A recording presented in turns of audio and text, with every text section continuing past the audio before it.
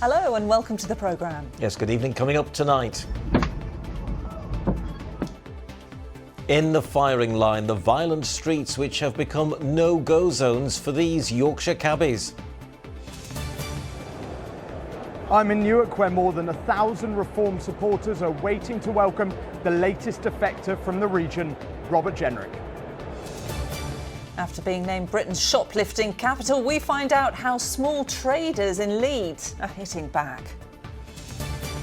And bottoms up, Rotherham are gifted this own goal of the season contender. All the sport coming up.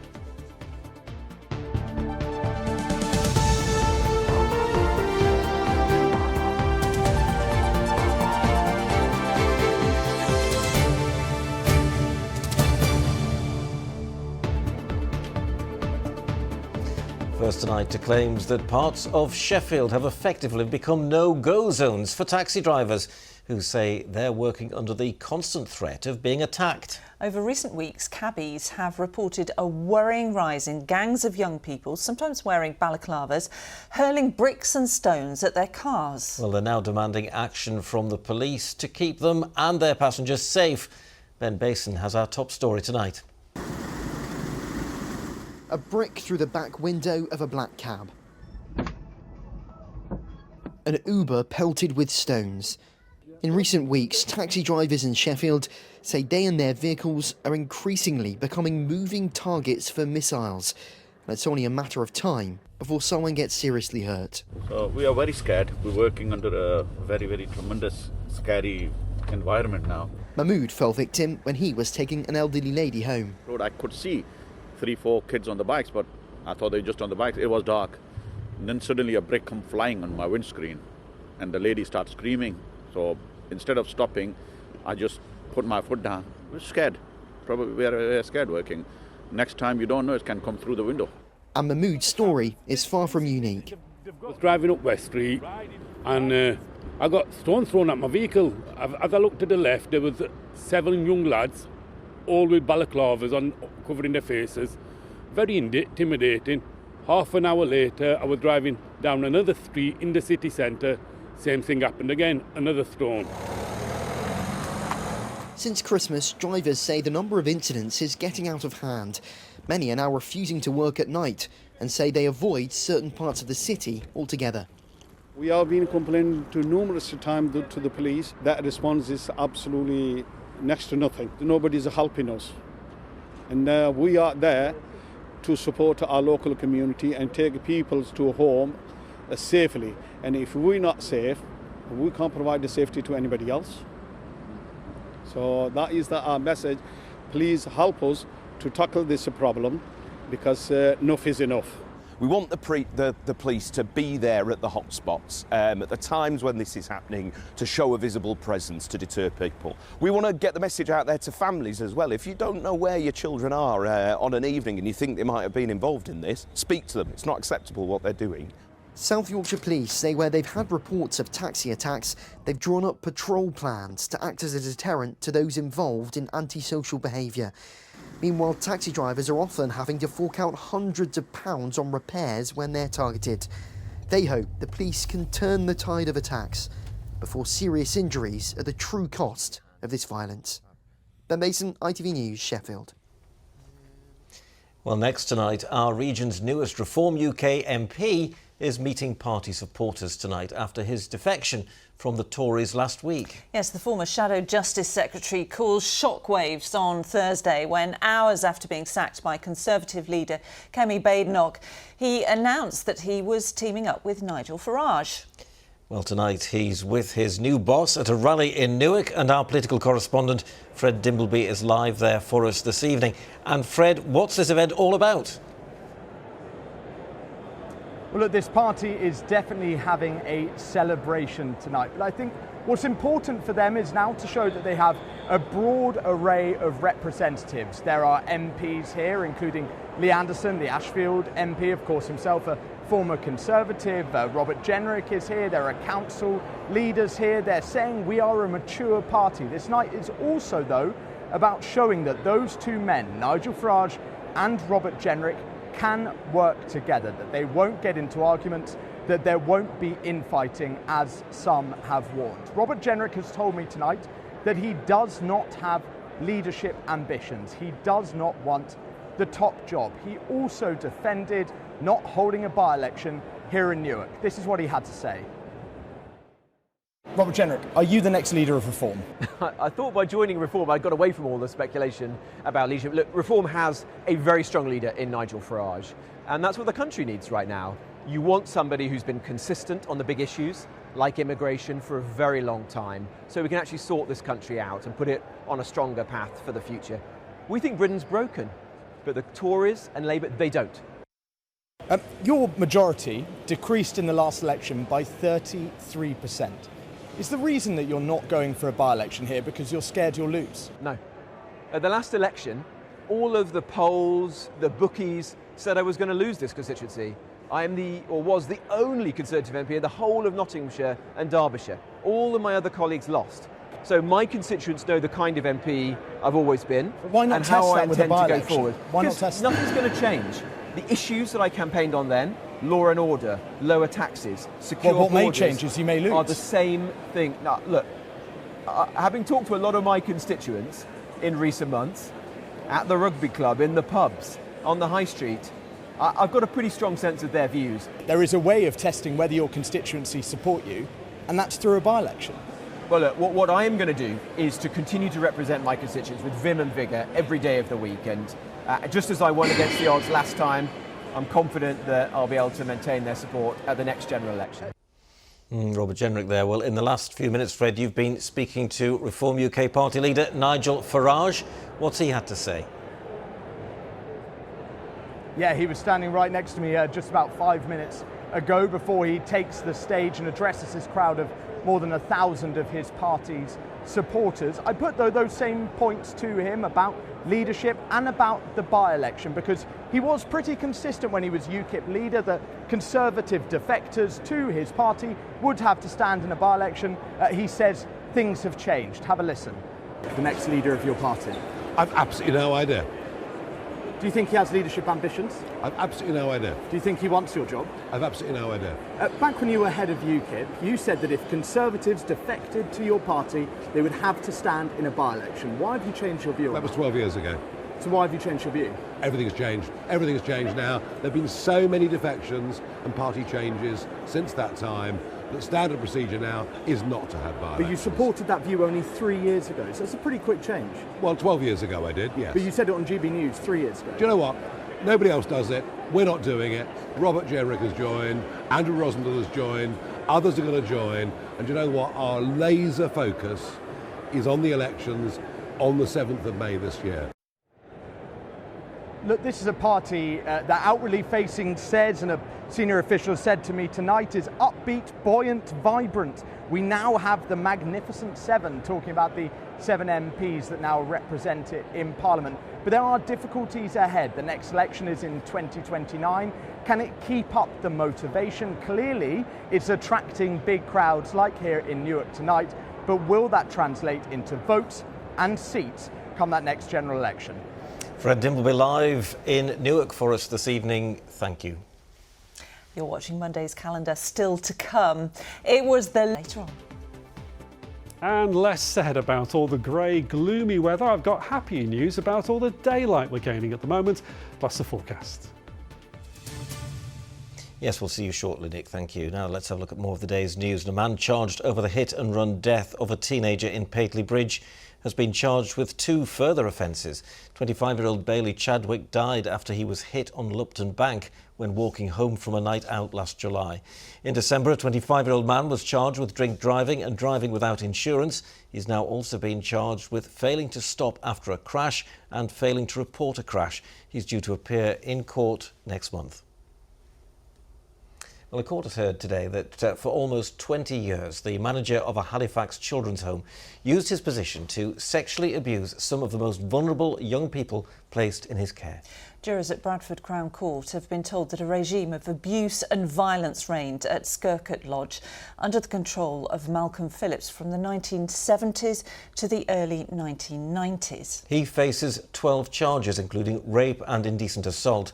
His colleague of 16 years, Linda Brunning, who's from Salisbury Bridge, is charged with 5 offences, among those aiding and abetting him during some of the assaults. Well, Lisa Adlam has been listening to today's evidence. And firstly, Lisa, Malcolm Phillips isn't in court, is he? What have jurors been told?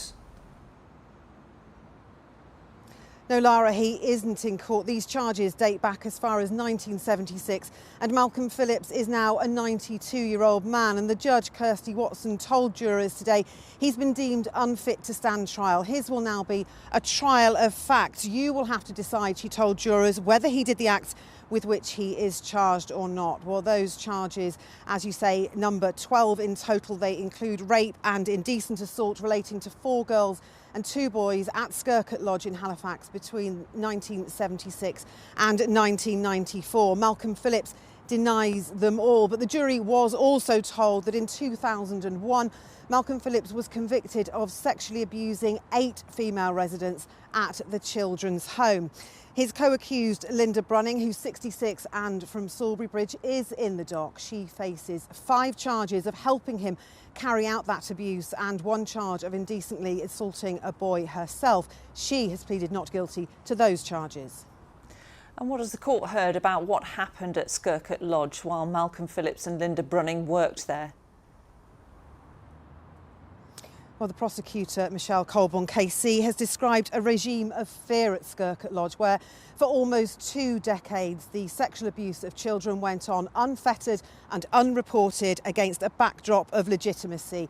Malcolm Phillips used his position to target the most vulnerable and easily manipulated children who'd been sent to him to be kept safe, but instead were subjected to terrible abuse by him, helped by Linda Brunning. She was described as physically large, as domineering and in gaining pleasure from humiliating defenceless children. And when those children ran away, we were told they were returned time and time again by police back to the hands of their abusers. They were labelled as liars and as troublemakers. Well, the trial will continue tomorrow. The jury's been told they'll hear evidence from other members of staff who worked at Skircutt Lodge during those years. Lisa Adlam live in Bradford, thank you. Well, now to the unwanted title of being named England's shoplifting capital, and the traders in Leeds who say they're fighting back to protect their livelihoods. Official figures show that there were almost 3,000 offences in the city last year, at a time when businesses say they're already feeling the pinch. Well, Sally Simpson's been speaking to some of those working together to tackle the thieves. January is a tough time for traders. Here at the Corn Exchange, independent retailers face a greater challenge than trying to get customers in. They're also battling to keep shoplifters out. Latest figures show Leeds city centre experienced more shoplifting than anywhere else in England and Wales in the 12 months to last October. West Yorkshire Police recorded 2,836 crimes. Anna is a recent victim. Just last week she had her till stolen in a matter of seconds. I'd been over to one of the other shops. We help each other out, borrow bits, and everyone leaves the door unlocked around here because we have security. I noticed someone come in, so I ran over to ask if they needed any help, and by the time I got there he'd gone, and then I realised after there was nothing left in my till. Thankfully it wasn't a lot of money, but it was enough to make a dent. Kate hand makes a lot of the goods she sells. She's getting wise to repeat offenders and says she wouldn't hesitate to defend her shop if she felt under threat. We had a guy that was coming in and he was particularly focusing on the sunglasses in the alcove, which is a blind spot for us up here. Quite often we're back here making jewellery and stuff. We've got some cameras like up here, and I am near the door, so I am quite of a target because they run in, they grab something, they buy the exit. Now businesses here are taking a joined-up approach and putting each other in the picture. When someone does experience shoplifting, they normally put a picture from their CCTV on the WhatsApp, so you know who to look out for, or if someone's got fake pound notes, you know to look out for that. Trying to go it alone, chasing shoplifters, don't think you get very far. But yeah, if you know someone's coming into your shop and you can follow them, that's good. The Federation of Small Businesses says it's far from the victimless crime offenders often view it as. They feel there's a really low risk of getting caught, and at the minute there isn't enough risk of getting caught. So that's why we're seeing a spike in it. But it's not anything that can't be done. With a bit more attention from the police, a bit more resources, this is something that can be tackled. West Yorkshire Police says it works closely with retailers and key partners to maintain a longer-term problem-solving approach to shoplifting. This has led to criminal behaviour orders being issued against prolific offenders, as well as numerous arrests and other positive outcomes in terms of tackling this issue. The message here then is thieves beware, as efforts continue to pinpoint when and where they operate. Sally Simpson, ITV News, Leeds. Yes, horrible crime that, isn't it? Now then, a charity in Barnsley that supports up to 120 people a week with hot food says it's still desperate for new premises. Now, we last reported on Action for Barnsley Homeless in April last year when their old premises was put up for sale. Yeah, and since then it's found a new home at Worsborough Community Centre. But it says that it needs somewhere with more storage as well as a kitchen. Adam Fowler is there for us live. I'm guessing it's a really busy time for them right now, isn't it? It certainly is. It's the busiest night of the week. There's all sorts going on here. They can get hot drinks, some hot food, but there's all sorts of clothes, toiletries and stuff as well. And Jill is one of the people behind it. Jill, you really appreciate this community centre, but it's not ideal, is it? It's not ideal. It's smaller than what we really could do with. We've no storage space other than a cabin outside. We have to buy the food and bring it every week and try and gauge what we need. Whereas before we had a big freezer in there and we could just go and grab it if we were running out of food, where we have to send people to go and get food now. And it's affected how many people you can help per week, hasn't it? It has affected how many people we can help per week. At a maximum, I would say we'd probably only get about 45 in at a push, and then we'd have to move them on, and by the time they've gone, then others has been stood outside and they don't want to come in, they just want to grab it and go. Yeah. It's a big fall from the 120, which just a few months ago you were able to do. Yeah, we're getting between 80 and, like you say, 120. Not all what we class as service users. Some were families that were struggling and that would come for a food parcel or, help with food and other issues. If we could help them, we would help them. Just tell us, Jill, as well, apart from needing new premises, you also need some jeans and a few things. We need jeans, ladies and men's, we need boxer shorts, socks. We accept food for meals that we cook, tin steak, tin mince, things like that, tuna. So as we can make meals, pasta, milk, tea, coffee, whatever anybody's got, we'll accept it within reason. But the big prize would be that new venue, wouldn't it? The big prize would be the new building where we've got room for we've got a big 7-foot chest freezer, but we can't put it anywhere. OK, Jill, well, good luck. Listen, let's hope they get what they need here, new premises, so that this charity that does so much for the homeless can have a permanent home itself. Adam Fowler live in Barnsley. Thank you very much. And if you think you can help, do get in touch with us. Now then, you may or may not know, but today is Blue Monday, apparently the most depressing day of the year. And that's not why we're wearing blue, is it? No, it was just by chance. Just by chance. It's all to do with the weather being miserable, the post-Christmas credit card bills coming in, and maybe, well, we've already failed on our New Year's resolutions. Let's not talk about that. But many have dismissed the concept of Blue Monday as pseudoscience, while campaigners highlight that mental health challenges can come at any time. James Webster has more. So in these boxes here, I want us to think about what happens to our body.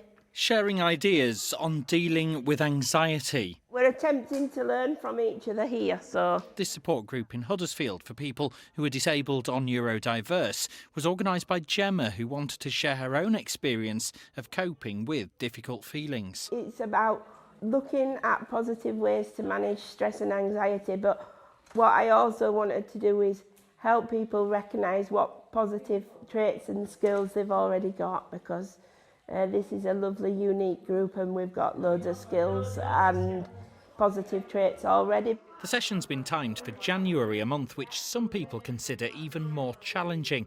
82% say they feel stressed about family life. For 65%, it's work pressures, and around the same amount worry about relationships. But mental health support groups like the Samaritans point out poor mental well-being is not confined to this time of year. It's not helpful to suggest that there's one day in the year that's when people find things difficult and feel bad, partly because actually that might make people think, oh, if everybody's feeling like it, then maybe my feelings aren't valid enough. I think it's going back to basics really, and thinking about your sleep, thinking about your diet, thinking about connecting with other people that you may have in your life, or doing hobbies that you enjoy, like reading, watching your favourite film.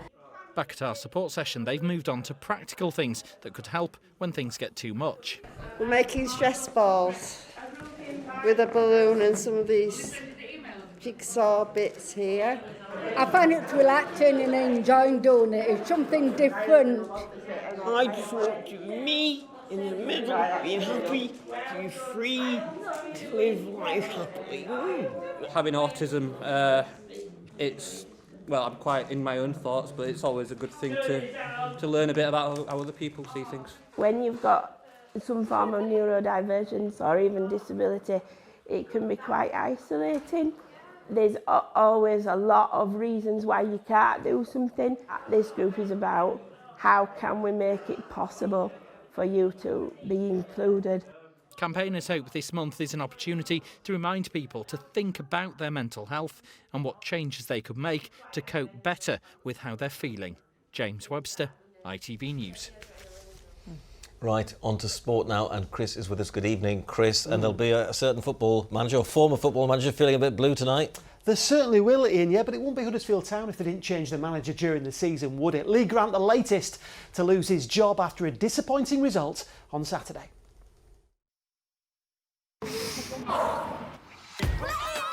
Powering local sport in the community. Octopus Energy sponsors ITV Regional Sports Report. Huddersfield Town are in the market for their 8th manager in less than 4 years. The curtain came down on Lee Grant's 8-month reign on Saturday night after the Terriers were beaten 3-1 at Burton, a result that leaves Huddersfield clinging on to the last remaining League One playoff spots. Coaches Mark Bridge-Wilkinson, Paul McShane and Jonathan Robinson have also left the club this afternoon. Well, Richard Kuzmala from the And He Takes That Chance Huddersfield Town podcast believes it was the right call to part ways with Grant. I think sometimes football's a simple game made complicated, and at times it looks so confusing. Like a lot of the players didn't seem to know kind of what to do, what position to play. There was chopping and changing with formations and things. I just think the decision should have been made a little bit earlier, Chris, maybe last month. We're still hoping for promotion, but like I said, inside it feels a long, long way off at the moment, mate. Well, one set of fans who are certainly enjoying themselves at the moment are Leeds United. They watched their team pick up another vital win on Saturday at home to Fulham. They had to wait. Game against Fulham, everyone expects perhaps also a bit like a result, and this are the most dangerous games, and then to deliver in this way after the best win of the season so far. Well, as for the rest of the weekend action, both Sheffield clubs were on the receiving end of 1-0 defeats. United had both Jibril Samare and Japhet Tanganga sent off in their defeat at Charlton. Now, stand by for one of the funniest own goals you're ever likely to see in Rotherham's game at Stockport. The goalkeeper kicking the ball against the Stockport defender's backside and it rebounding into the net. Now, the Rotherham players certainly saw the funny side. The opposition goalkeeper, well, he certainly didn't, did he? Another farcical moment as well in Barnsley's win over Blackpool. Former Leeds goalkeeper Bailey Peacock-Farrell passing the ball straight to David McGoldrick, who scored his first of 2 in a 2-1 win. Youngster Oliver Iro, on loan from Tottenham, had a dream debut for Mansfield. This the pick of his 2 goals in a 3-0 win for the informed Stags against Port Vale. And Captain Fantastic Owen Bailey rose to the occasion for Doncaster, scoring 7 minutes into stoppage time to give Rovers a much-needed 1-0 win at Wimbledon.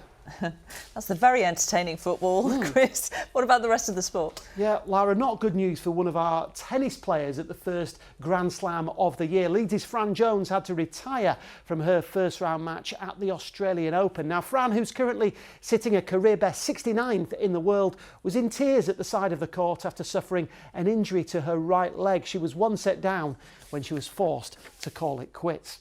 And finally from me, the Championship Rugby League season got underway this weekend with wins for Doncaster, Dewsbury, Keighley and Sheffield, whereas we're edging closer to the start of Super League. Huddersfield and York locked horns on Saturday in a pre-season friendly, with Huddersfield running out winners by 22 points to 4. And you know what that means, don't you? Go on. We're getting closer to the summer. Super League starts in the... Well, it's a summer sport now, Rugby League, isn't it? So here comes the sun. Well, that's good news, There isn't you it? go. Definitely good news. Fingers Something crossed. to beat Blue Monday. Indeed. Thank you. Thank you very much. Indeed, Chris. Right, let's get the weather forecast now. Here's Nick Miller. Today's forecast: seafood and sugar cube towns. TUI sponsors ITV Yorkshire Weather.